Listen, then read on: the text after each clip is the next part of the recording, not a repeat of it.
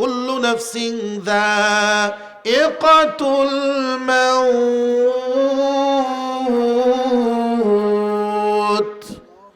আল্লাহ রাব্বুল আলামিন বলেন প্রত্যেকটা প্রাণীকে মৃত্যুর স্বাদ গ্রহণ করতে হবে, সুস্থ থাকুক আর অসুস্থ থাকুক, সর্ব অবস্থায় তাকে মৃত্যুবরণ করতে হবে।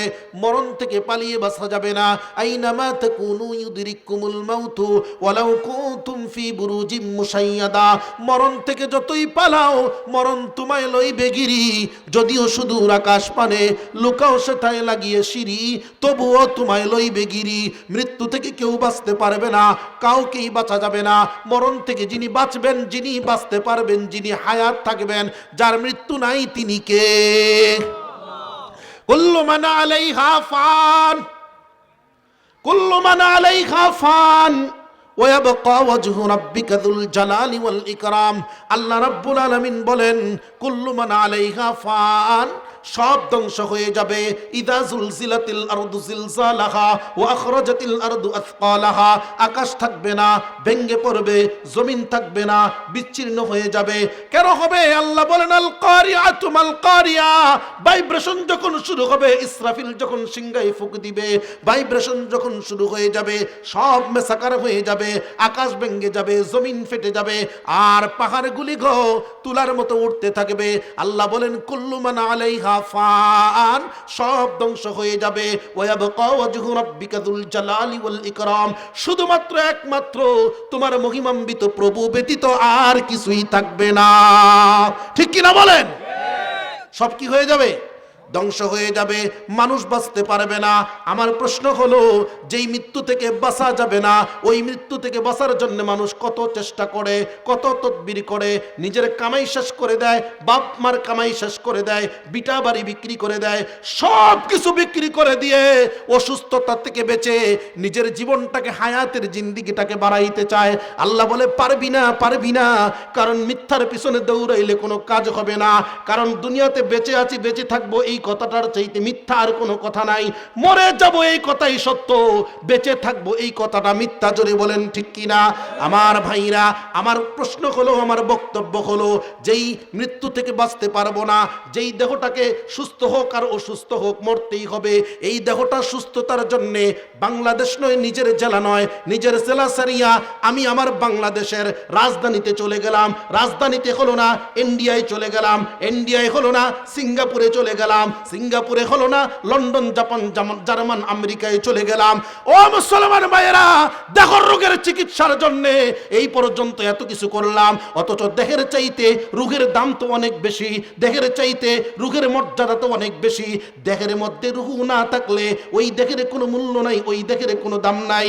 ও মুসলমান ভাইয়েরা, বুকে হাত দিয়া বলেন, যেই রুহের এত দাম, যেই রুহ না থাকলে দেহের কোনো দাম নাই। আপনি আব্দুর রহমান হাজার কোটি টাকার মালিক, ব্যাংক ব্যালেন্সের অভাব নাই, আপনার ঢাকাতে, গুলশানে, বনানীতে, উত্তরায় আপনার অনেকগুলো বাড়ি, ফ্ল্যাট আছে, লন্ডন, আমেরিকাতে আপনার বাড়ি, কিন্তু আপনার দেহ থেকে প্রাণটা চলে গেল, আপনার বাড়ি, গাড়ি, টাকা পয়সা দিয়া ওই দেহটাকে এক সেকেন্ডের জন্য দাঁড়া করানো যাবে না। ও মুসলমান ভাইরা, বুকে হাত দিয়া বলেন, যেই রুহের এত দাম, ওই রুহের চিকিৎসার জন্য কোনোদিন একটু কষ্ট করেছেন কি? রুহ একটা, দেহ আর একটা কি রুহ। রুহ বুঝেন তো? দেখা যায়? দেখছেন কোনোদিন? এটা ধরা যায় না, ছোঁয়া যায় না, এটাকে স্পর্শ করা যায় না, কিন্তু অনুভব করা যায়। ঠিক কিনা বলেন? আমার ভাইয়েরা, দেহের দাম বেশি না রুহের দাম বেশি? দেহের দাম বেশি না রুহের দাম বেশি? সবাই বলতে হবে, দেহের দাম বেশি না রুহের দাম বেশি? রুহের দাম বেশি। বডির দাম বেশি না ইঞ্জিলের দাম বেশি? ইঞ্জিলের দাম বেশি। ইঞ্জিল না থাকলে বডির কোনো মূল্য আছে নাই, রুহ না থাকলে দেহের কোনো মূল্য নাই। তো যেই দেহের চাইতে রুহের দাম বেশি, ওই দেহের বেশি কদর করার দরকার না রুহের বেশি কদর করার দরকার? রুহের কদর করার দরকার। এখন আপনারা বলেন, আমরা কি দেহের কদর বেশি করি না রুহের কদর বেশি করি? দেহের কদর বেশি করি। একটু ঠান্ডা হইলে আমরা চলে যাই ফার্মেসিতে, ভাই আমার ঠান্ডা লাগছে, ঔষধ দেন। কি বলেন ঠিক কিনা? ঠান্ডা যদি আমার ফার্মেসির ঔষধে না সারে, তাহলে আমি চলে যাই কোথায়? শহরে, গাইবান্ধায় চলে যাই, সেখানে গিয়ে ভালো ডাক্তার দেখাই। গাইবান্ধার ডাক্তার দ্বারা আমার শরীর সুস্থ হয় না। ডাক্তার বলল যে কি হয়েছে বুঝতে পারতেছি না, কত টেস্ট দিলাম, কোনো সুস্থ হচ্ছেন না, আপনি একটা কাজ করেন, ঢাকাতে চলে যান, বা রংপুর আরো বড় হসপিটাল আছে সেখানে যান। অর্থাৎ আপনি ঢাকা পর্যন্ত গেলেন, আপনার অর্থনৈতিক অবস্থা ভালো আছে, আপনার দেহের সুস্থতার জন্য আপনি কোথায় গেলেন? ঢাকা গেলেন। ঢাকার বিভিন্ন ডাক্তাররা দেখে যে না, চিকিৎসার পরও আপনার উন্নতি হচ্ছে না, দেহের অবনতি হচ্ছে। ডাক্তার বলে আমাদের আর কোনো কিছু করার নাই, চেষ্টা করেন, দেখেন চেষ্টা করে বাহিরে যাওয়া যায় কিনা। আপনাকে ডাক্তার বলল দেখেন ইন্ডিয়া গিয়া, আপনি দেখলেন বাড়িতে আইসা মোটামুটি আমার সম্পদ আছে, বাহিরে ইন্ডিয়া গিয়ে আমি চিকিৎসা করতে পারবো। আপনি ইন্ডিয়াকে চিকিৎসা করলেন মাদ্রাসে, চিকিৎসা করার পরে ডাক্তার বলল না, অনেক দিন হয়ে গেল আপনার রোগের উন্নতি হচ্ছে না, আপনি তৌফিক থাকলে সিঙ্গাপুরে চলে যান। আপনি সিঙ্গাপুরে যাওয়ার জন্য ভিসা পাসপোর্ট করলেন, সিঙ্গাপুরে চলে গেলেন। আপনার অর্থ থাকলে পৃথিবীর বড় বড় হসপিটালগুলোর মধ্যে আপনি আপনার দেহের জন্য চিকিৎসা করেন, কি বলেন ঠিক কিনা? মুসলমান ভাইয়েরা আমার, এতক্ষণ পর্যন্ত এই কথাগুলি যদি বুঝে থাকেন তাহলে বলেন তো, যার যতটুকু তৌফিক আছে, এমনও মানুষের ইতিহাস এমন আছে, বাপের বিটা নিজে জোড়ায় নাই, বাবা কামাই করে দিয়ে গেছে পিতৃ সম্পত্তি, ওই পিতৃ সম্পত্তি বিক্রি করে নিজের দেহের জন্য চিকিৎসা করে সুস্থতার জন্য, কি বলেন ঠিক কিনা? আমি আপনাদের কাছে জানতে চাই, মানুষ কি শুধু অসুস্থ হইলেই ক্ষতিগ্রস্ত হয়, না সুস্থ অবস্থায় ক্ষতিগ্রস্ত হয়? ক্ষতিটার চূড়ান্ত কি? মানুষের দেহের চূড়ান্ত ক্ষতি কি? অসুস্থতার চূড়ান্ত ক্ষতি হলো মৃত্যু। কি বলেন? অসুস্থ যে যতই হোক, মৃত্যুর চাইতে বেশি কোনো ক্ষতি আছে? অসুস্থতার চূড়ান্ত ক্ষতি কি? মৃত্যু। এই কথাটা মনে রাখবেন ভালো করে, যেখানে এটা বসান, অসুস্থতার চূড়ান্ত ক্ষতির নাম কি? মৃত্যু। এখন আমি আপনাদের কাছে জানতে চাই, অসুস্থতার চূড়ান্ত ক্ষতি যদি মৃত্যু হয়, আমাদের দেশে কি এমন মানুষ আসেনি যেই মানুষগুলো সুস্থ অবস্থায় মৃত্যুবরণ করে? নাই? সুস্থ মরে না? কি বলেন? মরণের কি কোনো সুস্থতার অসুস্থতা আছে? যার যখন বিশাল লাগে তখন তো যাইতে হয়, ঠিক কিনা বলেন? তাহলে আমরা বুঝলাম, অসুস্থ হইলে যেমন মানুষ মরে, সুস্থ অবস্থায়ও মানুষ মরে। কারণ এই পৃথিবীটা থাকার জায়গা না, মরতেই হবে। তাহলে আমি অসুস্থতা নিয়ে আজকে কথা বলতেছিলাম, যে মানুষের শরীরের দেহের চূড়ান্ত পর্যায়ের অসুস্থতার চূড়ান্ত ক্ষতি কি? মৃত্যু। এটাও জানলাম যে অসুস্থতা ছাড়াও মানুষ মৃত্যুবরণ করে। এই দেহের সুস্থতার জন্য মৃত্যু থেকে কিন্তু বাঁচা যাবে না, কিন্তু দেহটাকে একটু সুস্থ রাখার জন্য এমন ইতিহাস আছে, বাপের বিটা বাড়ি নিজের কামাই রোজগার সব বিক্রি কইরা চিকিৎসা করে সুস্থ হইয়া দেশে আইছে, 1 মাস পরে শেষ, মারা গেছে। এরকম ঘটনা ঘটছে না? আছে না এই দেশে? হাজারও আছে। তাহলে চূড়ান্ত ক্ষতি মৃত্যু কেন? কুল্লু নাফসিন যায়িকাতুল মাউত। আল্লাহ রাব্বুল আলামিন বলেন, প্রত্যেকটা প্রাণীকে মৃত্যুর স্বাদ গ্রহণ করতে হবে, সুস্থ থাকুক আর অসুস্থ থাকুক, সর্ব অবস্থায় তাকে মৃত্যুবরণ করতে হবে। মরণ থেকে পালিয়ে বাঁচা যাবে না। আইনামা তাকুনু ইউদরিকুমুল মাউতু ওয়ালাউ কুনতুম ফি বুরুজিম মুশাইয়াদা। মরণ থেকে যতই পালাও, মরণ তোমায় লইবে গিরি। যদিও সুদূর আকাশ পানে লুকাও সেথায় লাগিয়ে সিঁড়ি, তবুও তোমায় লইবে গিরি। মৃত্যু থেকে কেউ বাঁচতে পারবে না, কাউকেই বাঁচা যাবে না। মরণ থেকে যিনি বাঁচবেন, যিনি বাঁচতে পারবেন, যিনি হায়াত থাকবেন, যার মৃত্যু নাই, তিনি কে? কুল্লু মান আলাইহা ফান, কুল্লু মান আলাইহা ফান ওয়া ইয়াবকা ওয়াজহু রাব্বিকা যুল জালালি ওয়াল ইকরাম। আল্লাহ রাব্বুল আলামিন বলেন, কুল্লু মান আলাইহা ফান, সব ধ্বংস হয়ে যাবে। ইদা জুলজিলাতিল আরদু জিলজালাহা ওয়া আখরাজাতিল আরদু আথকালাহা, আকাশ থাকবে না, ভেঙে পড়বে, জমিন থাকবে না, বিচ্ছিন্ন হয়ে যাবে। কেন হবে? আল্লাহ বলেন আল কারিআতু মাল কারিয়া, ভাইব্রেশন যখন শুরু হবে, ইসরাফিল যখন সিংহায় ফুঁক দিবে, ভাইব্রেশন যখন শুরু হয়ে যাবে, সব মেসাকার হয়ে যাবে, আকাশ ভেঙে যাবে, জমিন ফেটে যাবে, আর পাহাড়গুলি তুলার মতো উঠতে থাকবে। আল্লাহ বলেন কুল্লু মান আলাইহা ফান, সব ধ্বংস হয়ে যাবে। ওয়া ইয়াবকা ওয়াজহু রাব্বিকা যুল জালালি ওয়াল ইকরাম, শুধুমাত্র একমাত্র তোমার মহিমান্বিত প্রভু ব্যতীত আর কিছুই থাকবে না। ঠিক কি না বলেন? সব কি হয়ে যাবে? ধ্বংস হয়ে যাবে, মানুষ বাঁচতে পারবে না। আমার প্রশ্ন হলো, যেই মৃত্যু থেকে বাঁচা যাবে না, ওই মৃত্যু থেকে বাঁচার জন্য মানুষ কত চেষ্টা করে, কত তদবির করে, নিজের কামাই শেষ করে দেয়, বাপ মার কামাই শেষ করে দেয়, বিটা বাড়ি বিক্রি করে দেয়, সব কিছু বিক্রি করে দিয়ে অসুস্থতা থেকে বেঁচে নিজের জীবনটাকে, হায়াতের জিন্দিগিটাকে বাড়াইতে চায়। আল্লাহ বলে পারবি না, পারবি না, কারণ মিথ্যার পিছনে দৌড়াইলে কোনো কাজ হবে না। কারণ দুনিয়াতে বেঁচে আছি, বেঁচে থাকবো, এই কথাটার চাইতে মিথ্যা আর কোনো কথা নাই। মরে যাব এই কথাই সত্য, বেঁচে থাকবো এই কথাটা মিথ্যা। জোরে বলেন ঠিক কিনা?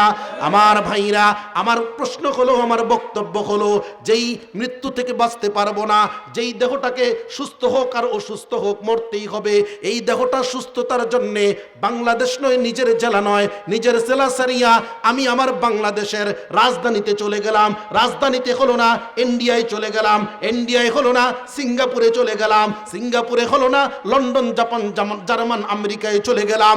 ও মুসলমান ভাইয়েরা, দেহর রোগের চিকিৎসার জন্য এই পর্যন্ত এত কিছু করলাম, অথচ দেহের চাইতে রোগের দাম তো অনেক বেশি, দেহের চাইতে রোগের মর্যাদা তো অনেক বেশি। দেহের মধ্যে রুহ না থাকলে ওই দেহের কোনো মূল্য নাই, ওই দেহের কোনো দাম নাই। ও মুসলমান ভাইয়েরা, বুকে হাত দিয়া বলেন, যেই রুহের এত দাম, যেই রুহ না থাকলে দেহের কোনো দাম নাই।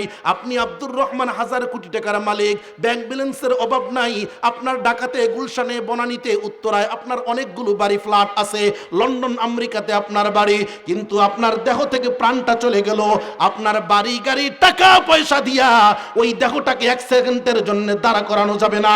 ও মুসলমান ভাইরা, বুকে হাত দিয়া বলেন, যেই রুহের এত দাম, ওই রুহের চিকিৎসার জন্য কোনোদিন একটু কষ্ট করেছেন কি?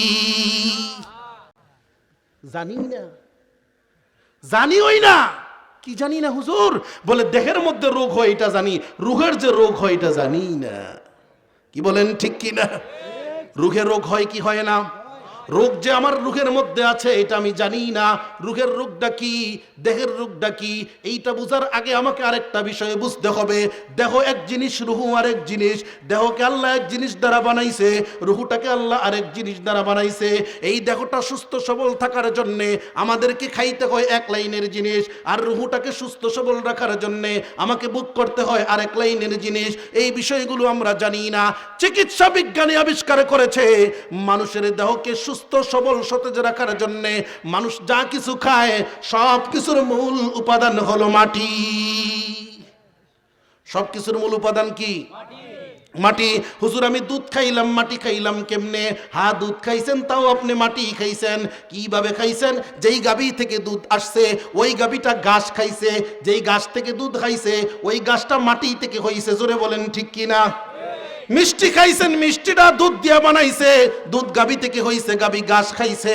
এইভাবে করে যত খাবার আছে, ভাত খাইছেন সেটাও মূল উপাদান মাটি, আপনি চিনি খাইছেন সেটাও মূল উপাদান মাটি। আপনি যত কিছু খান, যত ঔষধ আপনি প্রয়োগ করেন, সমস্ত কিছুর মূল উপাদান হলো মাটি। সমস্ত কিছুর মূল উপাদান কি? মাটি। আল্লাহ রাব্বুল আলামিন বলেন, তোমার সমস্ত কিছুর মূল, তোমার দেহের সমস্ত খাবার, তোমার চিকিৎসার সমস্ত মূল উপাদান মাটি। এই জন্যে, কারণ তোমার দেহটাকে আমি আল্লাহ মাটি দ্বারা বানাইছি, আর মাটির তৈরি দেহকে সুস্থ সবল রাখার জন্যে মাটির খাবার ব্যতীত বিকল্প কোনো খাবার দিয়ে সুস্থ থাকবে না। এখন আমার ভাইরা, আমি জানতে চাই আপনাদের কাছে, দেহটা কিসের তৈরি? মাটির তৈরি। দেহটা যেহেতু মাটির তৈরি, দেহকে সুস্থ সবল রাখার জন্যে যা কিছু খাই পান করি সব কিছুর মূল উপাদান কি? মাটি।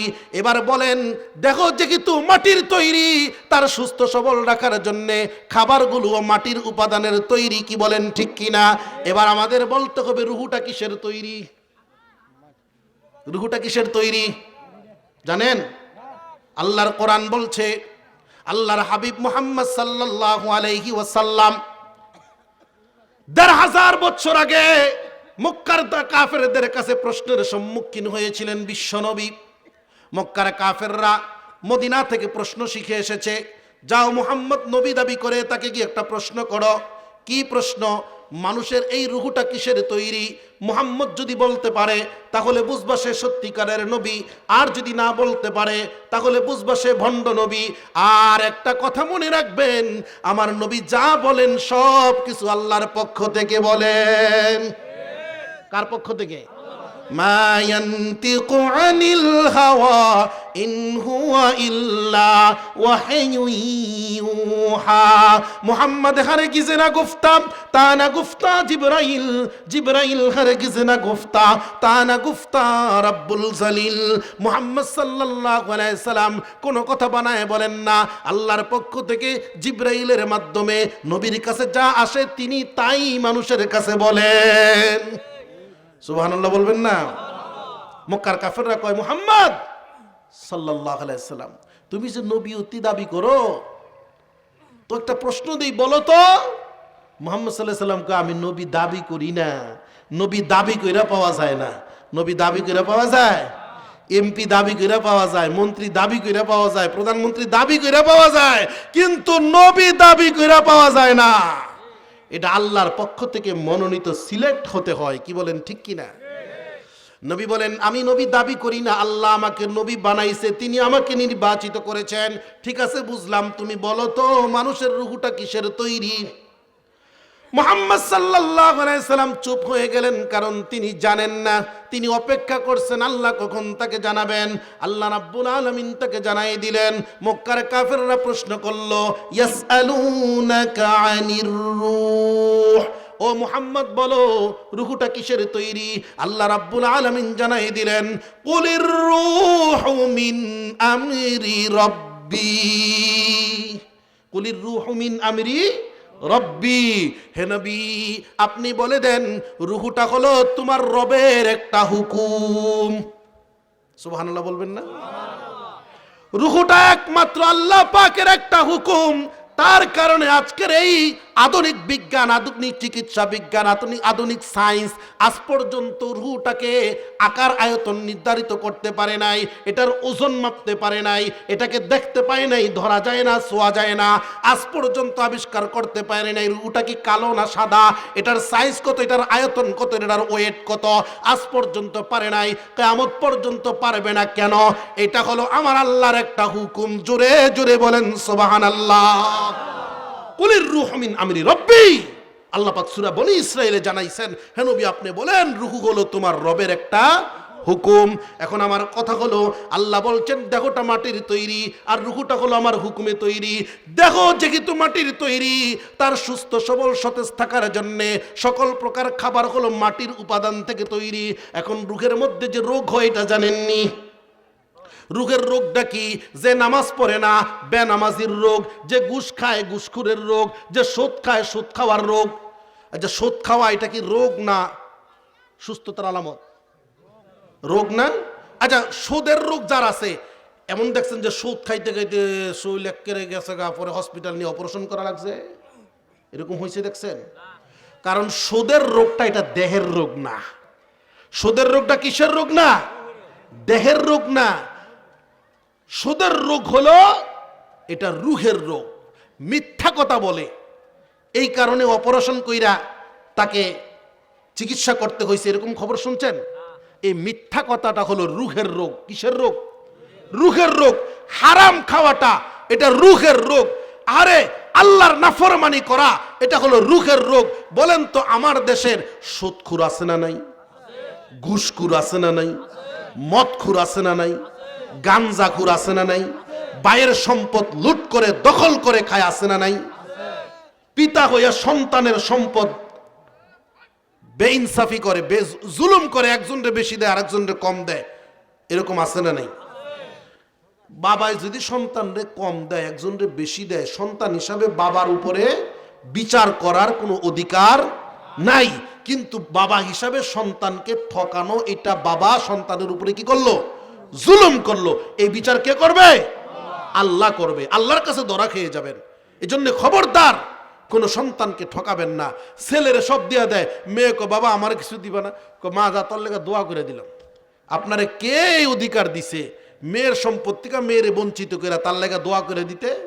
দোয়া তো আপনি করবেনই বাবা হিসাবে, তার পাওনা তাকে দিয়া দেন, না হয় কিয়ামতের ময়দানে আল্লাহর কাঠগড়ায় দাঁড়াতে হবে।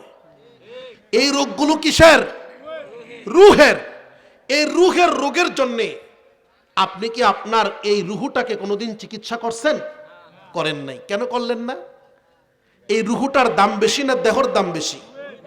রুহের দাম বেশি। আজকে রুহের চিকিৎসা করি নাই বিদায় সমাজ আজকে কোথায় গেছে?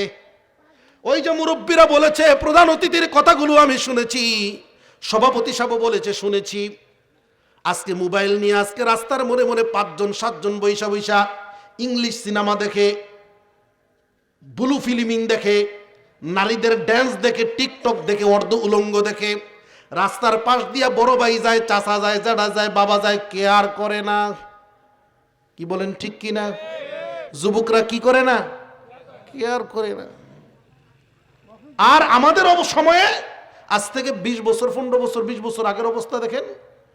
ছোট কেউ যদি রাস্তার পাশে চেয়ারে বসা ছিল বা দোকানে বসা ছিল, কোনো একজন বয়োজ্যেষ্ঠ মুরব্বী বা বড় ভাই গেলেই উনি দেখার আগে উনি পালাই গেছে গা। কি বলেন মুরব্বীরা, ঠিক নেই? এই আদব কি এখন আছে? এই আদবগুলো নষ্ট করছে এই মোবাইল আইসা। কি বলেন ঠিক কি না? এগুলো আমরা করছি, আমরা বাবারা এগুলো সুযোগ দিছি।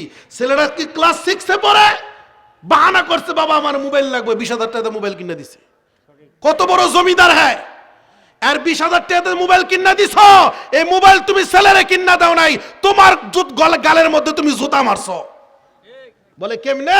কালকে তোমার মুরব্বীদের সামনে, তোমার ভাইদের সামনে, ছোট ভাইয়ের সামনে তোমার সন্তান তোমার চোখের সামনে রাগ হাত উঠায় কথা বলবে, তোমার সাথে বেয়াদবি করবে। এর চাইতে বড় জুতার বাড়ি আর কি হতে পারে?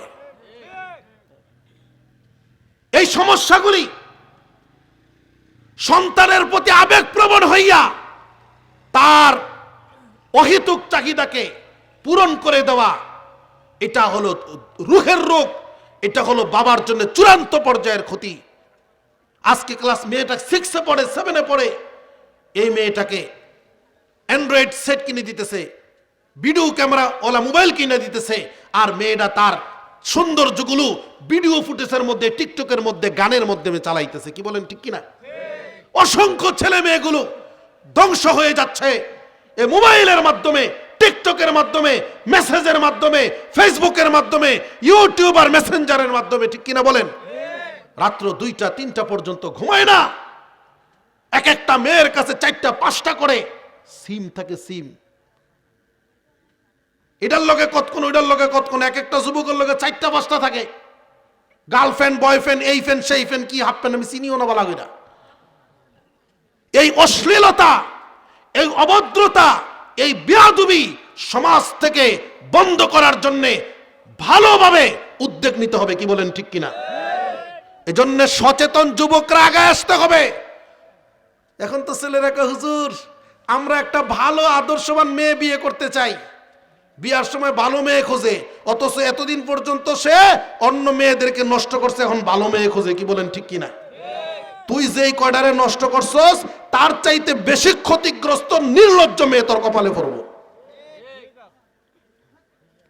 তুমি যদি আদর্শবান ছেলে হও, তাহলে তোমার সন্তানের জন্য একজন আদর্শবান মা তুমি উপহার দিতে পারবে। তুমি যদি দুশ্চরিত্রবান হও, তাহলে তোমার সন্তানের কাছে তোমাকে জবাবদিহি করতে হবে, কারণ তোমার সন্তানের জন্য একজন দুশ্চরিত্রবান নারী মা তার মা হিসাবে দুনিয়াতে আসবে। কিভাবে? আপনারা রাগ করতেছেন আমার কথায়? এই রোগগুলো আমাদের সমাজে আছে না নাই? দেখবেন একজন সন্তানের কাছে, একজন সন্তান তার বাবার কাছে প্রথম যে পাওনাটা, সেটা কি জানেন? বলেন তো, কে বলতে পারবেন? একজন সন্তান হিসাবে তার বাবার কাছে সর্বপ্রথম যে পাওনাটা সেটা কি জানেন? জানেন না। ইসলাম বলছে একজন সন্তানের কাছে একজন সন্তান হিসাবে তার বাবার কাছে সর্বপ্রথম পাওনা হলো, সন্তান তার বাবার কাছে সর্বপ্রথম যে পাওনাটা সেটা হলো আদর্শবান মা। বুঝছেন কথা? আদর্শবান মা পাওনা। আর তুমি যুবক সুন্দরী রূপসী দেখা ভিডিওতে টিকতে সেটিং কইরা দুশ্চরিত্রবান নারী তোমার ঘরে এনেছ, এই নারীর পেট থেকে দুশ্চরিত্রবান সন্তান এরকম ডিপ জলার মিশা সওদাগর ছাড়া আর কিছু হইতে পারে? নিকৃষ্ট সন্তান জন্ম হবে। কিয়ামতের ময়দানে আল্লাহর কাঠগড়ায় তোমাকে দাঁড়াতে হবে। এজন্য খবরদার যুবক, নিজের চরিত্রকে ঠিক করো। তোমার চরিত্র ভালো না হলে তুমি ভালো চরিত্রের মেয়ে পাবে না, এটা মনে রাখো। তুমি চরিত্রহীন হইয়া মানুষের কাছে যেমনি ভালো ভদ্র সাজাও, তোমার কাছে যে আসবে সেও দুশ্চরিত্রবান হইয়া মানুষের কাছে ভালো সাইজেই তোমার কাছে আসবে। এজন্য মুসলমান সতর্ক হয়ে যাও। এই রূহের চিকিৎসার জন্য আল্লাহ তাআলা কোরআন কারীমকে নাজিল করেছে, বলেন সুবহানাল্লাহ।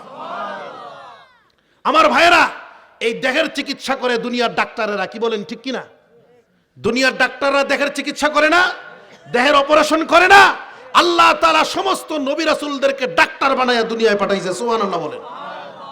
নবী রাসূলরা খালি দুনিয়াতে খালি খাইতে আসে নাই, নবী রাসূলরা এসেছেন চিকিৎসা করার জন্য। জোরে বলেন, কিসের চিকিৎসা? রূহের চিকিৎসা করার জন্য।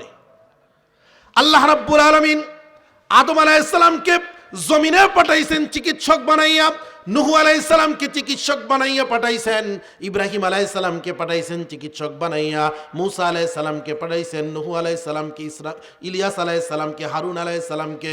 এইভাবে করে আদম আলাইহিস সালাম থেকে মুহাম্মদুর রাসূলুল্লাহ সাল্লাল্লাহু আলাইহি সাল্লাম পর্যন্ত সমস্ত নবীরা এসেছেন মানুষের রূহের চিকিৎসা করার জন্য। এই সমস্ত নবীরা চিকিৎসা করেছেন রূহের। কোন গাইডলাইন দিয়ে তারা চিকিৎসা করেছে? সেই গাইডলাইন হলো আসমানি গ্রন্থ, আসমানি কিতাব। এই জন্য আল্লাহ তাআলা আমার তেলাওয়াতকৃত আয়াতের মধ্যে বলেন, ওয়ানুনাজ্জিলু মিনাল কুরআনি মা হুয়া শিফাউ ওয়া রাহমাতুল লিল মুমিনিন। হে ঈমানদারেরা, হে মুমিন মুত্তাকিনেরা, তোমাদের জন্য আমি আল্লাহ তাআলা কোরআনের মধ্যে দুইটা নিয়ামত দান করেছি। দুইটা নিয়ামত দিয়ে কোরআনকে আমি নাজিল করেছি। আল্লাহ বলেন, ওয়ানুনাজ্জিলু মিনাল কোরআন, এই কোরআনকে আমি নাজিল করেছি দুইটা নিয়ামত দ্বারা। এক নম্বরে নিয়ামত হলো মা হুয়া শিফা। আল্লাহ পাক বলেন, এক নম্বরে এই কোরআনের মধ্যে আছে শিফা। শিফা বুঝেন তো? শিফা মানে রোগ মুক্তির কারণ, রোগ মুক্তির প্রতিষেধক। আল্লাহ বলেন এক নম্বরে নিয়ামত হলো তোমার রোগের ঔষধ দিয়া কোরআনকে নাজিল করেছি। দুই নম্বরে হলো রাহমা, আমি আল্লাহ তাআলা কোরআনের মধ্যে তোমাদের জন্য অসংখ্য অফুরন্ত রহমত, নিয়ামত, বরকত দিয়ে ভরপুর করে দিয়েছি। তবে যারা কোরআনকে গ্রহণ করবে না, ওয়ালা ইয়াজিদুজ জালিমিনা ইল্লা খাসারা, যারা জালেম হবে, কোরআনকে অ্যাকসেপ্ট করবে না, কোরআনকে গ্রহণ করবে না, কোরআনকে মানবে না, তাদের জন্য কোরআন কোনো রহমত হবে না, শেফাও হবে না। তাদের জন্য কোরআন হয়ে যাবে গজব। তাদের জন্য কি হবে? গজব হবে। আমরা কি কোরআনকে আমাদের জন্য রহমত শেফা চাই না গজব চাই? রহমত চাই। কি বলেন ঠিক কিনা? রহমত যদি পেতে চাও মুসলমান, আজ থেকে নিয়ত করো, কোন মানব রচিত সংবিধান আমার জীবনে চলবে না। আমার জীবনকে চালাবো কোরআনের সংবিধান দ্বারা। কোরআন শুধু তেলাওয়াতের জন্য আসে নাই, কোরআন এসেছিল সংসার থেকে, ঘর থেকে শুরু করে সংসদ ভবন পর্যন্ত, এক রাষ্ট্র থেকে শুরু করে গোটা পৃথিবীকে কোরআন শাসন করার জন্য এসেছিল, যেন মানুষের মাঝে ইনসাফ ভিত্তিক বন্টন পৌঁছে দেয়া যায়। আল্লাহ তাআলা সূরা সাদের মধ্যে তার এক পয়গম্বরকে লক্ষ্য করে বলেন, ও পয়গম্বর শোনো। ওই পয়গম্বরকে আল্লাহ ডাক দিয়া বলেন, ইয়া দাউদ ইন্না জাআলনাকা খলিফাতান ফিল আরদি ফাহকুম বাইনান নাসি বিল হক। হে দাউদ, এই জমিনে আমি তোমাকে প্রতিনিধি বানাইছি, জমিনে তোমাকে রাজত্ব দিয়েছি। কেন জানোনি?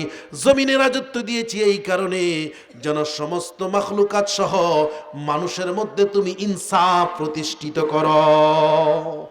যার যতটুকু পাওনা তাকে দিয়ে দাও, যার পাওনা তাকে কি করো? দিয়ে দাও। আজকে আমরা পাওনাদারের পাওনা পাচ্ছি। বাবা তার সন্তানের পাওনা দিতে জানে না, সন্তান বাবার কাছে কি পায় এটাই বাবা জানে না, ঠিক কিনা বলেন? আজকে বাবা সন্তান তার বাবার পাওনা আদায় করে না। আদায় করবে কেমন করে? আমার বাবা আমার কাছে কি পায় এটা ওই জানে না। এই জন্যে সন্তানরে লালন পালন করে বড় করলে ফোলা একটা বিয়া করার পরে বাপ মার খবর লয় না। কি কর? আজকালকার যুবকরা মাইয়া একটা ফাইলে মনে হয় কি জানে আকাশের চান পায়া লাইছে। যেই মা তার এত কষ্ট করে লালন পালন করে বড় করলো, যেই বাবা নিজে না খাইয়া সন্তানকে খাওয়াইলো, রাতকে রাত মনে করলো না, দিনকে দিন মনে করলো না, ওই বাবাকে ওই ভাঙ্গা কুরের ঘরের মধ্যে রাইখা নিজে বিবি নিয়ে গিয়ে আরামে ঘুমায় টিভি সিনেমা লাগাইয়া। কি কোন ঠিক কিনা? সাইজ করে লাইবো। চিন্তা করো না, আজকে তুমি তোমার মা বাবারে কষ্ট দিছ, তোমার যে ছেলে মেয়ে হচ্ছে না তারাও তোমাকে তার চাইতে বেশি কষ্ট দিবে। এই জন্য খবরদার যুবক, এটা আমার আলোচনার বিষয় নয়, প্রাসঙ্গিক ক্রমে এসেছে জন্য বললাম। যদি কোনোদিন আসি আবার এই যুবক যুবতীর ব্যাপারে কথা বলবো যারা মা বাবাকে কষ্ট দেয়। আমি পুত্রবধূদেরকে 1 মিনিটে বলে দেই, পুত্রবধূরা, তুমি যেই ঘরের মধ্যে আজকে লাল শাড়ি পরে এসেছো না, এই ঘরের মধ্যে তোমার শাশুড়িও একদিন লাল শাড়ি পরে এসেছিল। কি বলেন ঠিক কিনা? আজকে সে বৃদ্ধ হয়ে গেছে, চামড়া ঢিলা হয়ে গেছে, কাপড়টা লাল থেকে সাদা হয়ে গেছে। তুমি আজকে তোমার শাশুড়ির সাথে যে আচরণ করো, বেশি দিন বাকি নাই, তোমার ছেলেও বড় হইতেছে, তোমার লাল শাড়ি থাকবে না, চামড়া টান থাকবে না, ঢিলা হইয়া যাবে, বউ থাকবে না, শাশুড়ি হইবা। আজকে তোমার শাশুড়ির সাথে যা ব্যবহার করো তার চাইতে কঠিন ব্যবহার তোমার জন্য অপেক্ষা করছে। খবরদার পুত্রবধূরা, শাশুড়িদেরকে খেদমত করো। আজকে যদি তুমি তোমার শাশুড়ির খেদমত করো, তুমি তোমার পুত্রবধূর খেদমত আশা করতে পারো। এই শীতের মৌসুমে একটু গরম পানি করে দিও শাশুড়িকে, শ্বশুরকে অজু বানায় দিও, একটু অজু করার সুযোগ করে দিও গরম পানি দিয়া। নাস্তাটা সকালবেলা গরম নাস্তাটা নিয়ে দিও, নচেত তোমার জন্য তার চেয়ে কঠিন অবস্থা আসছে। মাদেরকে আমি অনুরোধ করে বলবো, মায়েরা, এই পুত্রবধূগুলোকে আপনারা নিজেদের মেয়ের মতো ভাবেন। কারণ আজকালকের শাশুড়িরা নিজের মেয়ের কষ্টটা খুব ভালো দেখে, কিন্তু ফোলার বউয়ের কষ্টটা চোখে দেখে না। এরকমও কিছু আছে, আছে না নাই? নিজের মাইয়া যদি বেড়াইতে এ বাড়িতে দুপুর বেলা একটু ঘুমাইতেছে, বাচ্চা কাচ্চা চিল্লা পাল্লা করলে, এই তোমার মাইয়াটা হেন আরাম পায় না, হেন শান্তি পায় না, একটু ঘুমাইছে, একটু সুখ দিলি না, জ্বালায় লইতেছস, উড়াই লইতেছস। আমার ভাষা বুঝতেছেন তো? কিন্তু ফোলার বউ সারাদিন কাম করে যদি একটু হইছে, ওই পাশের বাড়ির আশেপাশের 12 জনটা ডাইকে না কয়, দেখছো গো কলুমুদ্দির মা তাই বাইতে কি শুরুটা করছে, তাই খালি হুইয়া থাকে, কামের কোনো খবর নাই। আছে না নাই? নিজের পুত্রবধূকে নিজের মেয়ের মতো দেখুন, আপনার রহমতের দরজা আল্লাহ খুলে দিবে।